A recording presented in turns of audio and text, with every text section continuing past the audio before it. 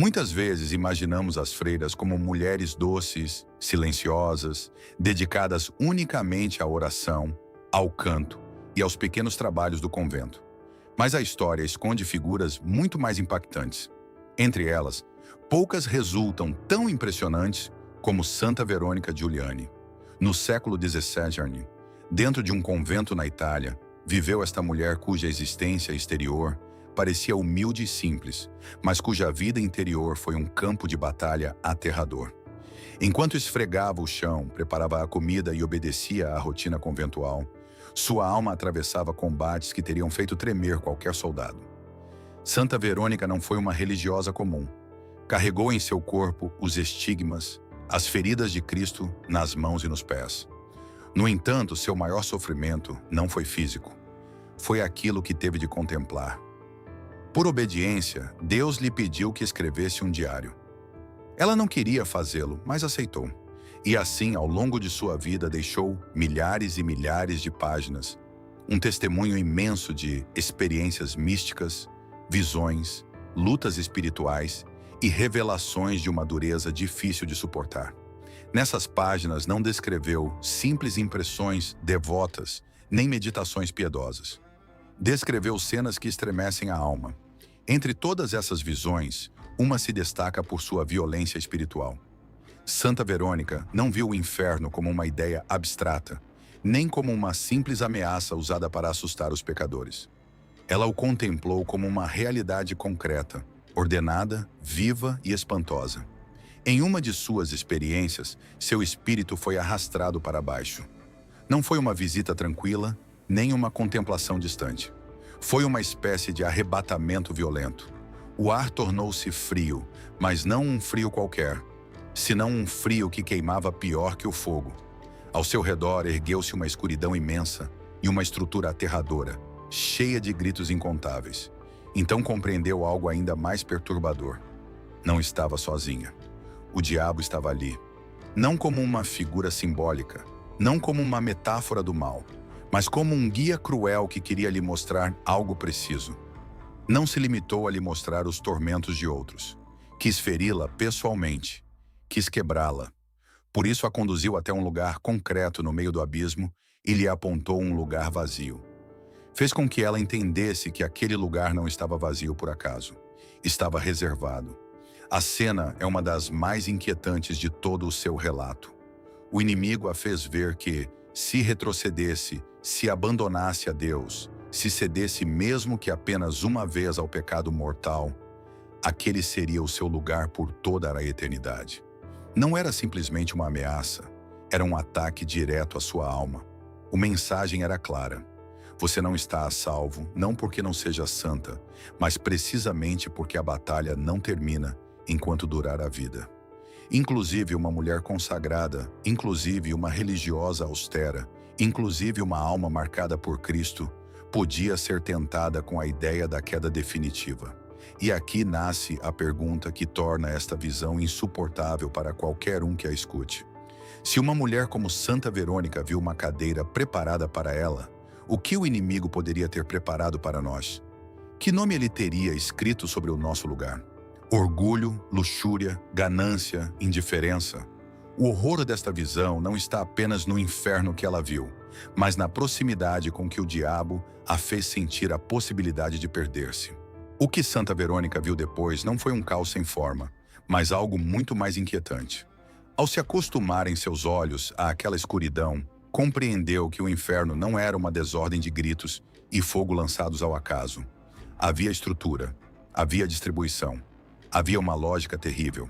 Aquilo estava organizado com uma precisão quase litúrgica, como uma imitação monstruosa da ordem de Deus.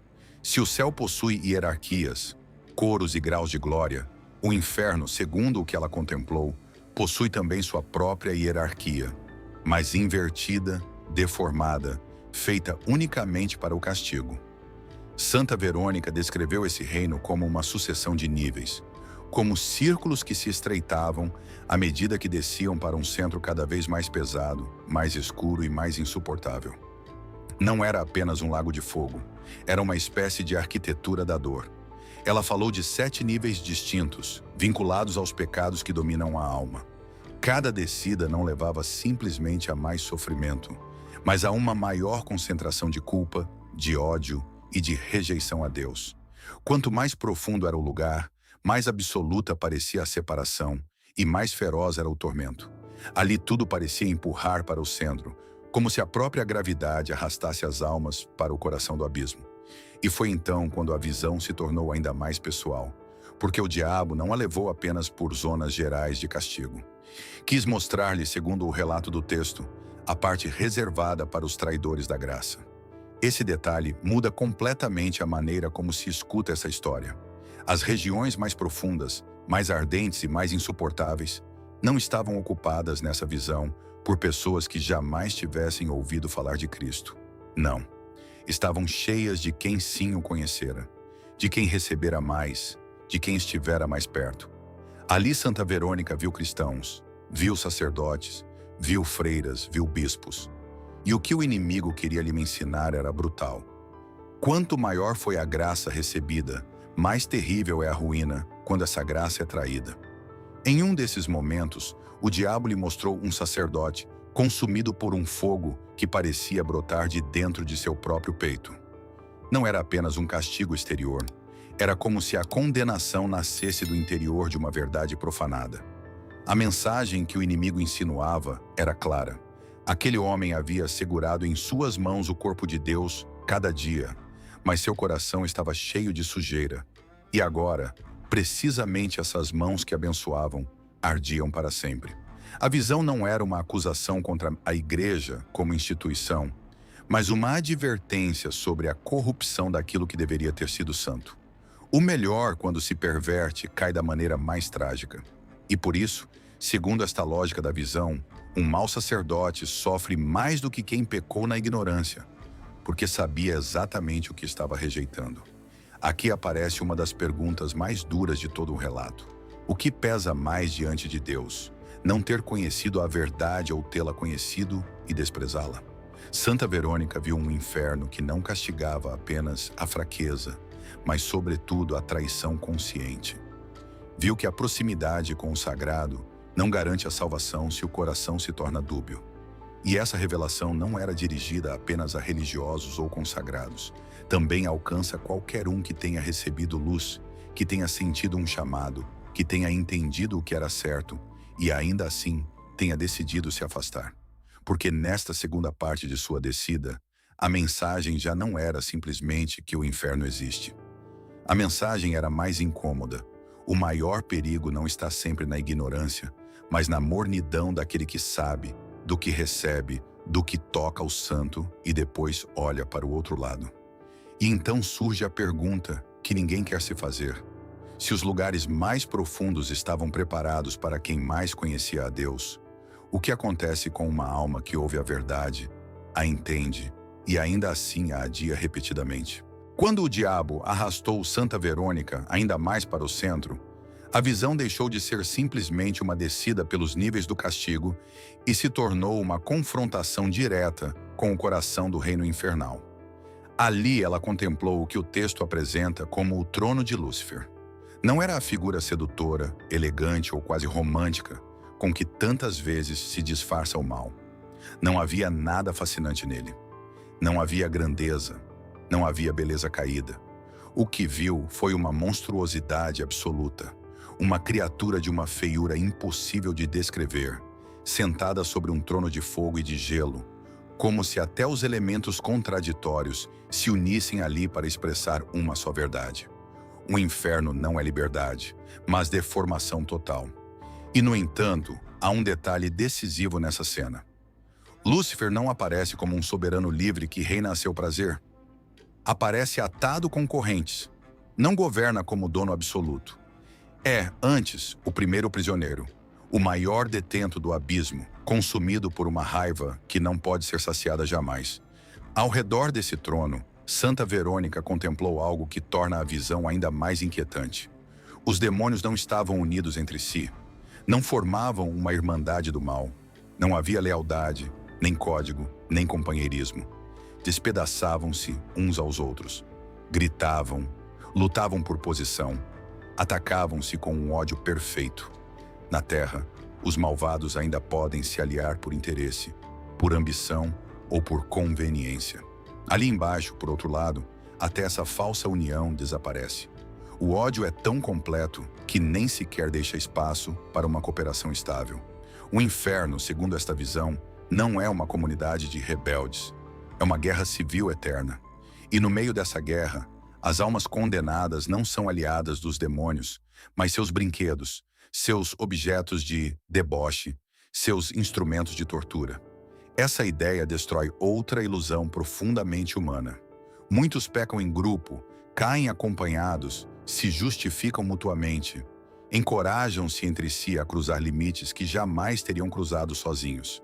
Mas na lógica desta visão, aqueles com quem se pecou na terra não se tornam companheiros na condenação. Tornam-se rostos de acusação.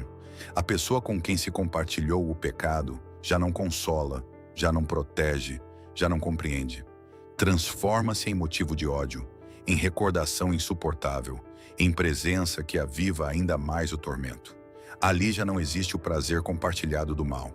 Resta apenas a culpa convertida em hostilidade. E foi precisamente nesse trono, rodeado por demônios em conflito, onde o diabo voltou a fixar-se em Santa Verônica. De novo apontou o lugar próximo ao seu trono, aquela espécie de cadeira que não era uma cadeira material, mas um buraco, um vazio, um lugar esperando ser ocupado. A voz do inimigo, tal como se apresenta no texto, não a ameaçou com uma morte imediata. Fez algo muito mais perverso. Tentou convencê-la. Como um tentador paciente, falou ao cansaço da alma. Sugeriu que o caminho da santidade era duro demais. Insinuou que bastava ceder um pouco. Não pedia uma grande apostasia pública. Não exigia uma rebelião espetacular. Apenas uma queda. Apenas um pecado mortal. Apenas um passo atrás. Aí está um dos núcleos mais aterradores desta visão. O diabo não diz a Santa Verônica que ela deve tornar-se completamente dele de um dia para o outro. Ele propõe um pequeno abandono, uma rendição parcial, uma rachadura, porque sabe que muitas almas não se perdem por um gesto dramático, mas por uma concessão aparentemente mínima. E a mensagem que ela recebe é devastadora. O abismo não precisa de grandes cerimônias para te engolir. Basta-lhe um consentimento interior. Basta que você se canse. Basta que você aceite a ideia de que já não vale a pena continuar lutando. Por isso, esta parte da visão deixa uma ferida tão profunda. Obriga-nos a perguntar não apenas se rejeitamos o mal em suas formas mais evidentes, mas também se estamos cedendo pouco a pouco ao cansaço espiritual, à comodidade, à justificação interior. Porque se o inimigo falou assim a uma mulher como Santa Verônica, com que voz sussurra hoje àqueles que não vigiam sua alma? Em que momento uma simples concessão começa a se tornar um assento preparado na escuridão? A partir daí, a visão mudou de forma, mas não perdeu intensidade. Depois de contemplar os níveis do castigo, o trono de Lúcifer e a guerra interminável entre demônios, Santa Verônica foi levada a uma parte ainda mais insuportável, porque já não se tratava apenas de horror exterior. Tratava-se do interior da alma condenada. E ali compreendeu algo que atravessa como uma faca todo o relato. O fogo era terrível, sim, mas a memória era pior. Ela viu almas obrigadas a reviver uma e outra vez os momentos de graça que haviam rejeitado. Não era uma lembrança passageira. Não era um pensamento que aparecia e desaparecia. Era uma repetição incessante, como uma tela que nunca se apaga. Nela, cada alma voltava a ver com uma clareza cruel as ocasiões concretas em que poderia ter dito sim a Deus e preferiu dizer não. Um domingo em que escolheu o conforto em vez da fidelidade. Um ato de caridade que evitou por egoísmo. Um pecado consentido na escuridão. Um instante em que a consciência advertiu, suplicou, chamou. E ainda assim a alma se negou. O sofrimento não consistia apenas em recordar o mal feito, mas em recordar a graça oferecida e desprezada. Esse é um dos pontos mais profundos da visão. Santa Verônica entendeu então algo que parece uma contradição, mas que no texto aparece como uma verdade espiritual decisiva. O fogo do inferno não é outra coisa senão o amor de Deus experimentado por uma alma que o odeia. Deus é amor. Sua presença preenche toda a realidade. No céu, esse amor é vivido como luz, calor, descanso, plenitude. Mas no inferno, esse mesmo amor torna-se fogo, porque a alma condenada já não quer amar nem ser amada. Rejeita aquilo mesmo para o qual foi criada. E essa fricção entre o amor eterno de Deus e o ódio eterno da alma produz um incêndio que não consome, mas também não cessa. Por isso os condenados não sofrem apenas porque estão separados de Deus. Sofrem também porque não podem escapar da verdade de Deus. Estão presos para sempre diante daquilo que rejeitaram. São, por assim dizer, alérgicos ao amor. Não suportam a presença da verdade, mas não podem fugir dela. E quanto mais presente está essa verdade, mais insuportável se torna sua própria deformação interior. Não há mentira que os console. Não há distração. Não há esquecimento. Resta apenas a lucidez total do que foi perdido. À medida que a visão continuava, Santa Verônica sentiu que esse ambiente começava a contagiá-la. O desespero do lugar não era uma ideia abstrata. Era uma força, uma atmosfera, um veneno espiritual que tentava entrar na alma. E então veio a tentação mais perigosa de todas. Não o orgulho, não a impureza, não a violência, mas o desespero. O inimigo quis convencê-la de que tudo estava decidido, de que aquele lugar era o seu destino, de que resistir já não servia para nada. Mostrou-lhe a multidão de almas que caíam incessantemente e sugeriu que ela não seria diferente, que também acabaria ali, que sua luta era inútil. Esse é a arma suprema do diabo. Fazer a alma acreditar que seu pecado é maior que a misericórdia de Deus. Fazê-la pensar que a cadeira já não é uma ameaça, mas uma condenação irrevogável. Mas foi precisamente nesse momento quando Santa Verônica compreendeu o que o inimigo não queria que compreendesse. Lembrou-se de quem era. Lembrou-se de que era esposa de Cristo. Mesmo no meio do abismo, apegou-se interiormente ao signo invisível dessa união. E então viu com clareza que o diabo mentia. Sim, a cadeira estava reservada. Sim, o lugar existia. Sim, a ameaça era real. Mas a reserva não era definitiva. Poderia ser cancelada. Não estava gravada em pedra eterna. Era como um contrato que poderia ser quebrado. Essa compreensão mudou o sentido completo da visão. O inferno já não era apenas uma advertência sobre a queda. Também era um chamado para combater. Ao terminar aquela experiência, Santa Verônica não acordou em paz, mas arrojada de novo em seu corpo, esgotada, tremendo, banhada em suor e cheia de terror. Mas chorou não tanto por si mesma, mas pelas almas que vira cair. E aqui nasce a pergunta mais dura desta parte. Se mesmo na beira do abismo, a mentira mais perigosa foi o desespero, quantas almas se aproximam hoje de sua própria ruína, não porque amam o mal, mas porque começaram a acreditar que já não podem voltar? Quantas estão sentadas quase nessa escuridão, apenas porque o inimigo conseguiu convencê-las de que seu nome já não pode ser apagado? Depois de uma visão assim, a pergunta inevitável era como resistir. Se o inimigo não apenas tenta, mas também acusa, confunde, cansa e empurra a alma para o desespero, então era necessária uma arma real, algo que não fosse apenas consolo emocional, nem boa intenção. E isso foi precisamente o que Santa Verônica recebeu a seguir. Segundo o relato, compreendeu que Deus não deixa a alma sozinha diante do inferno. Dá-lhe defesa, dá-lhe auxílio, dá-lhe meios concretos para não cair nas mãos do inimigo. No meio de sua experiência espiritual, apareceu diante dela um cálice. Não era um detalhe decorativo nem uma imagem piedosa sem peso. Era um signo de combate. Dentro desse cálice estava o sangue de Cristo, e Santa Verônica entendeu que esse sangue não era apenas memória do sacrifício, mas força viva contra o poder do inferno. Ali onde o diabo mostrava uma cadeira reservada, Deus mostrava uma redenção derramada. Ali onde o inimigo dizia, "Você já tem seu lugar", Cristo respondia com a prova de que o preço pela alma já fora pago. Esta é uma das oposições mais fortes de toda a visão.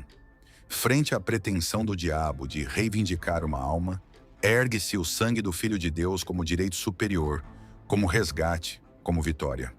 Por isso, a missa aparece no relato não como um simples rito repetido, mas como uma realidade temível para o inferno. O que Santa Verônica entendeu não foi uma ideia vaga sobre a importância da liturgia, mas algo muito mais radical. Cada missa torna presente o sacrifício de Cristo, e por isso fere o orgulho de Satanás. O inimigo odeia a missa porque nela se renova sacramentalmente aquilo que o venceu. Odeia o altar porque ali o céu toca a terra. Odeia o cálice porque nele se lhe recorda que não pode possuir o que foi comprado pelo sangue divino. A partir desta lógica, a missa não é apenas uma obrigação do crente, mas uma fortaleza, uma muralha, um lugar onde a alma encontra refúgio frente à escuridão. Mas a visão não parou aí.